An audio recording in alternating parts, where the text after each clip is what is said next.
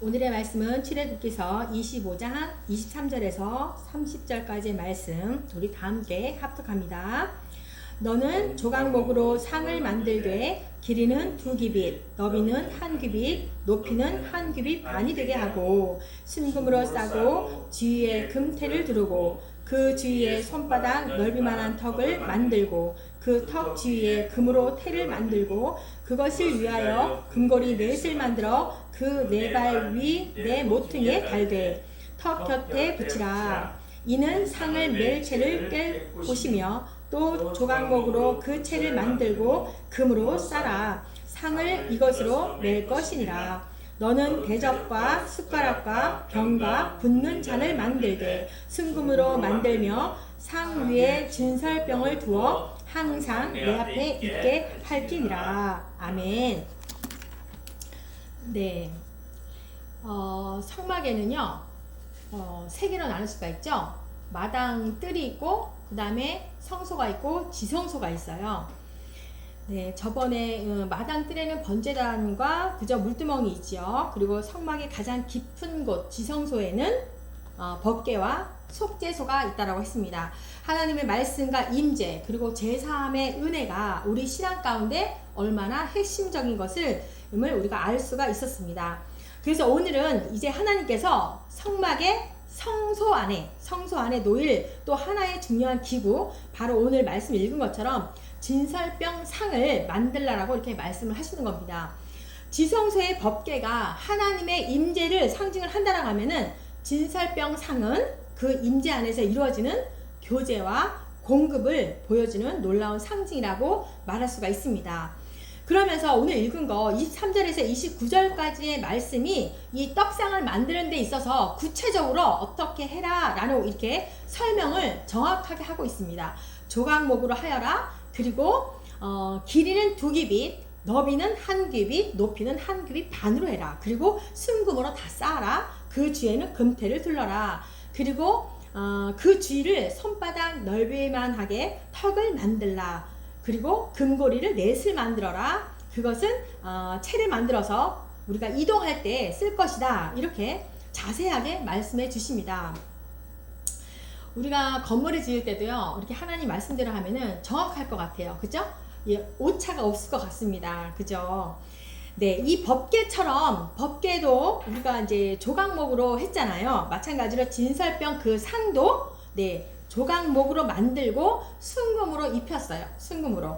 그러니까 조각목은 광야에서 쉽게 구할 수도 있고 흔한 나무였어요. 그런데 거기다가 순금을 입혀가지고 법궤를 만들고 진설병 상을 만들었더니 거룩하고 영광스러운 존재로 변화가 된 것이에요.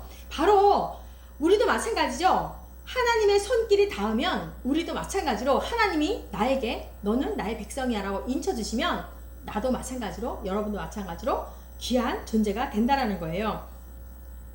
그렇잖아요. 많은 사람들 중에 뭐 이렇게 잘난 게 많겠어요. 우리는 별 볼일도 없고 흔한 사람이지만 하나님께서 나에게 딱 인쳐주셔서 내가 너를 사용하겠다 라고 하면은 우리는 바로 귀한 존재가 되는 겁니다. 네, 그래서 이제 떡상의 크기가 길이가 이제 2규빗이면 90cm죠. 90cm. 아무튼 그런 식으로 이제 식사하기에 적당한 그 테이블 크기 같아요. 그죠? 그러면서 손바닥 너비에 그 금테두리를 또 하라고 턱을 만들라라고 이렇게 말도 합니다. 그런 것들을 하는데요. 그리고 이 상에도 법궤와 마찬가지로 금고리를 달아라. 그리고 금으로 싼 채를 끼워서 이동할 수 있게끔 만들었다는 거예요. 네 귀퉁이에다가 고리를 만들었거든요. 그래서 이스라엘 백성들이 광야를 이동할 때 바로 이 성막을 해체하고 제조를 했기 때문에 이런 것들이 필요했구나 라는 것도 알 수가 있습니다. 그래서 하나님의 교제와 그분의 공급하심은 어느 한 곳에 묶여있는 것이 아니라 백성들이 움직이는 그 삶의 여정 속에서 늘 함께 하신다는 의미를 또한 담고 있습니다. 우리도 마찬가지로 교회 안만이 아니라 우리가 삶의 영역 아무 데서나 가시는 그 모든 곳에도 다 하나님께서 함께 하신다라는 그 의미를 담고 있는 거예요. 그러면서 그 떡상 위에는 또 뭐가 있다라고 합니까? 대접, 숟가락, 병, 붓는 잔 이런 것들, 이 기구들도 다 놓여져 있는데 이것도 마찬가지로 다 순금으로 다 만들어졌다라는 거예요. 다 하나님께서 쓰시는 모든 것들은 다 하나님이 순금으로 다 했다는 거죠. 그래서 떡상 위에서 이루어지는 모든 행위들은 다 하나님과의 교제가 얼마나 귀하고 완전한 것인가를 이렇게 말씀해 주는 거예요. 그러니까 우리가 하나님께 드리는 예배나 봉사도 마찬가지로 이 떡상 위에서 이루어지는 그 행위처럼 다 모두가 하나님께 드려지는 예배나 봉사가 다 순금처럼 순수하고 온전한 마음으로 드려져야 된다는 것을 말씀하고 있습니다. 네, 성막의 모든 기구는 조각목으로 만들어졌어요. 그러니까 광야에서 쉽게 구할 수 있는 평범한 나무였어요. 근데 그 나무를 순금으로 덮었더니 거룩하고 영광스러운 존재가 되었다는 거예요. 우리 자신들도 마찬가지로 하나님 안에서 그분의 영광으로 덮일 때 놀랍게 변화될 수 있음을 말해주고 있는 겁니다. 네, 그래서 이제 출애굽기서 25장 30절의 말씀이 있는데요. 이건 바로 이 떡상의 핵심 용도를 말해주고 있습니다. 상 위에 진설병을 부어서 항상 내 앞에 있게 할지니라, 이렇게 말씀합니다. 이 한 구절 안에 진설병 상이 가지고 있는 모든 의미를 함축하고 있음을 우리가 알 수가 있습니다. 진설병은요, 히브리어로 레헴파님이라고 합니다. 레헴파님, 직역을 하면 얼굴의 떡 또는 면전의 떡이라는 뜻을 가지고 있거든요. 그러니까 하나님의 얼굴 앞에 늘 놓여있는 떡을 의미하고 있는 거예요. 그래서 이 떡은 매번 이렇게 안식일마다 제사장들이 새로 만들어서 올리고, 묵은 떡은 제사장들이 먹었다는 거예요. 레위기 24장에 보면은 그렇게 나와 있습니다. 그래서 이것은 하나님과의 언약 관계가 끊임없이 갱실이 되고 유지되어야 함을 보여주고 있는 말씀인 것입니다. 네, 그렇다면은요, 이 진설병이 상징하고 있는 영적인 의미를 또 우리가 살펴볼 건데요. 떡상이라는 것은 하나님과 이스라엘 백성 사이에 친밀한 교제를 의미하고 있습니다. 친밀한 교제. 마치 우리가 식탁에 앉아서 음식을 함께 나누며 교제하듯이 하나님은 우리와 함께 영적인 교제를 나누기를 원하신다라는 그 뜻을 가지고 있습니다. 그러니까 우리가 그 앞전에 우리가 설교한 건데요. 바로 전에도 법궤와 속죄소에서 말씀을 할 때 22절에 보니까 거기서 말하잖아요. 거기서 내가 너와 만나고 라는 그런 말씀과 함께 연결되어서 이 떡상은요, 그 만남과 교제의 풍성함을 말씀하고 있는 거예요. 그 다음에 두 번째로는 하나님의 공급하심인데요. 이스라엘 백성들은 광야에서 하나님께서 만나를 주어서 먹으면서 살았어요. 그러니까 하나님은 그들의 육적인 배고픔만이 아니라 영적인 필요까지도 채워주신다라는 분이라는 것입니다. 네, 진설병은 바로 이렇게 이처럼 매일의 양식을 주시는 하나님의 은혜와 돌보심을 상징하고 있어요. 그분은 결코 우리를 굶주리게 두시지도 않으시면서 늘 우리에게 필요한 것을 가장 좋은 때에 공급해 주신다는 것을 알 수가 있습니다. 그 다음에 세 번째로는요, 이스라엘의 그 헌신과 감사를 상징하고 있는데, 진설병은 단순히 하나님이 주시는 것만을 의미하는 것이 아니라 이스라엘 백성들이 하나님께 드리는 헌신과 감사의 표현이기도 합니다. 네, 그들이 정성껏 만든 떡을 하나님 앞에 드리는 그 행위는 자신들의 모든 삶이 하나님의 은혜로 말미암았습니다 라고 고백하는 것이고, 또한 그분께 감사하는 마음을 담은 것이라고 할 수가 있습니다. 그러니까 진설병은 그냥 일반적인 그런 식탁의 개념을 넘어서 단순히 배를 채우기 위한 그런 떡이 아니라 하나님과의 관계와 그분의 거룩한 임재를 상징하는 그러한 신성한 떡이 되는 것이에요. 우리 현대교회에서 성찬식을 하잖아요. 그러니까 성찬식이 가지고 있는 의미와도 연결할 수가 있는데, 떡이 비록 물질적인 양식이라 할지라도 그 본질은 무엇입니까? 하나님과의 영적인 교제와 은혜가 그곳에 있음을 우리가 알 수가 있습니다.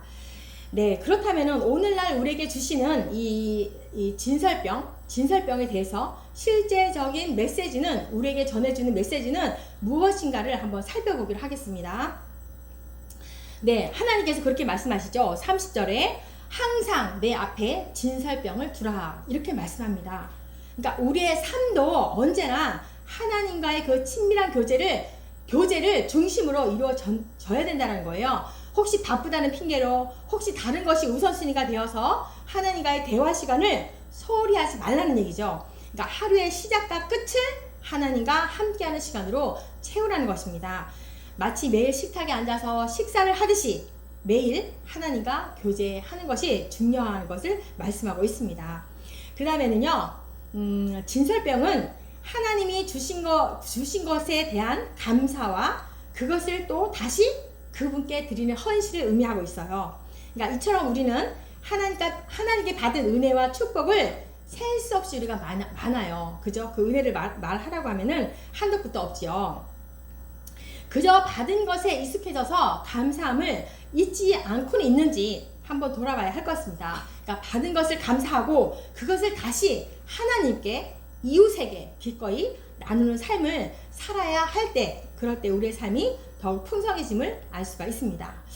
네, 그 다음에 하나님의 말씀을 삶의 양식으로 삼아야 되는데요. 예수님께서 뭐라고 말씀합니까? 요한복음 6장 35절에 나는 생명의 떡이니 내게 오는 자는 결코 줄이지 아니할 터이요 나를 믿는 자는 영원히 목마르지 아니하리라, 이렇게 말씀하십니다. 그러니까 진설병이 이스라엘 백성들에게 육적인 양식의 상징이었다라고 하면은 우리에게는 하나님의 말씀과 예수 그리스도가 바로 영적 양식이 되어야 한다는 것입니다. 매일 빵을 먹듯이 매일 성경을 읽어야 하고 묵상을 해야 되고 하나님의 말씀을 통해서 영적으로 우리가 성장을 하고 공급받는 것이 중요하다는 것을 말씀하고 있습니다. 네, 그래서 오늘 본문 말씀을 전체적으로 보면은요, 단순한 이 성막 기구 설명이 아니라 하나님과 우리 사이에 끊임없는 교제, 그리고 그분의 변함없는 공급, 그리고 우리가 드려야 할 감사와 헌신에 대한 아름다운 이야기가 들어져 있는 것입니다. 성막의 모든 기구에는 의미 없는 것이 하나도 없습니다. 모두 이스라엘 백성을 향한 하나님의 깊은 사랑과 기대가 담겨 있다는 것을 알 수가 있습니다. 네, 오늘 우리는요, 성막의 진설병 그 상을 통해서 하나님께서 얼마나 우리와 친밀하게 교제하기를 원하시는지, 또한 우리의 모든 필요를 풍성하게 공급하기를 원하시는지를 우리가 알 수가 있습니다. 또한 우리가 받은 은혜에 감사하고 이웃과 나누는 삶이 중요함을 우리가 알 수가 있는데요. 이 말씀을 통하여서 여러분의 삶의 그 식탁에는 과연 무엇으로 가득 채워져 있는지, 혹시 세상의 염려나 근심으로 가득 차 있지는 않은지, 아니면 하나님의 말씀과 사랑으로 충만하게 채워져 있는지 한번 생각해 보는 시간이 되었으면 좋겠습니다. 네, 여러분의 삶의 식탁에는 오늘 어떤 진설병이 올려져 있습니까? 하나님과의 교제, 감사, 나눔, 그리고 그분의 말씀으로 가득 찬 풍성한 하루가 되시기를 진심으로 축복합니다. 네, 조각목의 특징을 보니까요, 그 어떠한 그 모진 환경 속에서도요, 얘가요 아주 뿌리 깊이 박혀 있대요. 뿌리가 굉장히 깊게 박혀 있어가지고 흔들림이 없다는 거예요. 그리고요, 매우 단단해가지고 뒤틀림이 없대요. 그리고 벌레도 먹지 않는다요. 이 조각목의 특징이 바로 이것으로 하나님께서는 법궤도 만들고 진설병 그 상도 만들게 하신 것은, 이런 것을 보면서 우리도 마찬가지로 어떠한 환경이 올지라도 하나님의 언약말을 굳게 믿고 한결같은 마음으로 하나님을 섬기시는 바로 저와 여러분이 되시기를 축복합니다. 네. 아멘. 하나님 감사합니다. 보잘것이 없고 흔한 우리들을 하나님의 은혜로 자녀 삼아주시고 귀하게 사용하시니 감사합니다. 그러므로 하루의 시작과 끝을 하나님과 교제하며 모든 삶을 그리스도 안에서 풍성한 삶을 누리게 하여 주옵소서. 그래서 주신 은혜를 이웃들에게도 나누는 삶이 될 수 있도록 주님께서 인도하여 주옵소서. 모든 것 감사하며 예수님의 이름으로 기도합니다. 아멘.